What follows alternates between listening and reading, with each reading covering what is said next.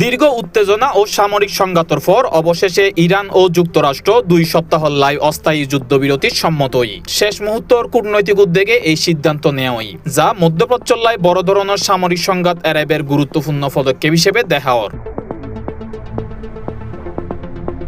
ট্রাম্পের একখান সভ্যতা ধ্বংস করে দিবের হুমকি এবং মঙ্গলবার রাতে 8টা পর্যন্ত ডেডলাইন বাঁধি দিয়নরে অনেকেই পারমাণবিক হামলার আলামত হিসেবেই দেখি। ইসরায়েলি এক সংবাদ মাধ্যমত দেখা গিয়ে তারা অতি উৎসাহে ইরানের হামলার কাউন্টডাউন শুরু করে দিল। এর ওয়ারে সারা বিশ্ব ফারগজ্জি এক নির্গুম রায়। ট্রাম্পের এই হুমকির পর দেখা গিয়ে ইরানত লক্ষ লক্ষ মানুষ রাস্তাত নামিয়ে এনে আল্লাহু আকবর ধ্বনিত মুখরিত করছিল এবং সম্ভাব্য হামলার শহীদ মৃত্যুর অপেক্ষায় আছিল। মার্কিন প্রেসিডেন্টের কঠোর হুঁশিয়ারির পর পরিস্থিতি দ্রুত উত্তপ্ত হয়ে উঠছে। যুক্তরাষ্ট্র ইরানের গুরুত্বপূর্ণ অবকাঠামোত হামলার হুমকি দিয়ে, তবে শেষ মুহূর্তত কূটনৈতিক আলোচনার মাধ্যমে দুই পক্ষ যুদ্ধবিরতির রাজি হই। যুদ্ধবিরতির শর্ত অনুযায়ী 2 সপ্তাহ সামরিক অভিযান স্থগিত থাকবে। কূটনৈতিক আলোচনার লাই সময় বাঁধি দিয়ে হইব।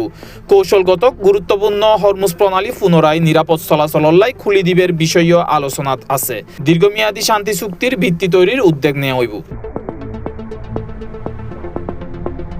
বিশ্লেষকসকলের মতে এই যুদ্ধবিরতি মূলত সময় কিনিলন। দুই পক্ষই নিজেরার অবস্থান শক্ত করতেছার, কিন্তু সরাসরি সংঘাত উত্তুন সাময়িক বিরতি লর। প্রতিবেদন অনুযায়ী শেষ মুহূর্তত আলোচনার তৃতীয় পক্ষর কূটনৈতিক উদ্যোগ গুরুত্বপূর্ণ ভূমিকা রাখে। এই উদ্যোগের ফলে যুক্তরাষ্ট্র পরিকল্পিত হামলা স্থগিত করে এবং ইরান আলোচনা গড়িবেল্লাই সম্মত হয়। ইউরোপীয় ইউনিয়ন সহ বিভিন্ন দেশ যুদ্ধবিরতির স্বাগত জানাই এবং স্থায়ী সমাধানের আলোচনা চালাই যাইবের আহ্বান জানাই। তারা হই এই পদক্ষেপ সংঘাততুন ফিসে যাইবের গুরুত্বপূর্ণ একখান সুযোগ।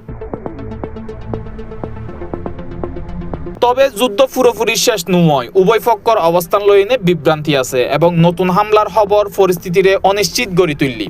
বিশ্লেষকসকলের মতে যুদ্ধবিরতি ভঙ্গ হইলে আবার সংঘাত শুরু হইতে পারে। 2026 সালের ফেব্রুয়ারি যুক্তরাষ্ট্র ও মিত্রসকলের হামলার মাধ্যমে সংঘাত শুরু হয়। এর জবাবত ইরান ক্ষেপণাস্ত্র ও ড্রোন হামলা চালায়। এই সংঘাত বিশ্ব জ্বালানি বাজার ও আঞ্চলিক নিরাপত্তার বড় প্রভাব ফেলে।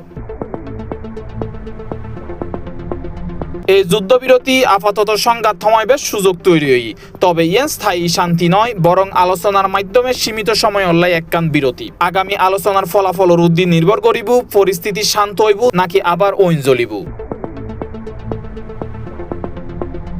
International desk, C+ TV।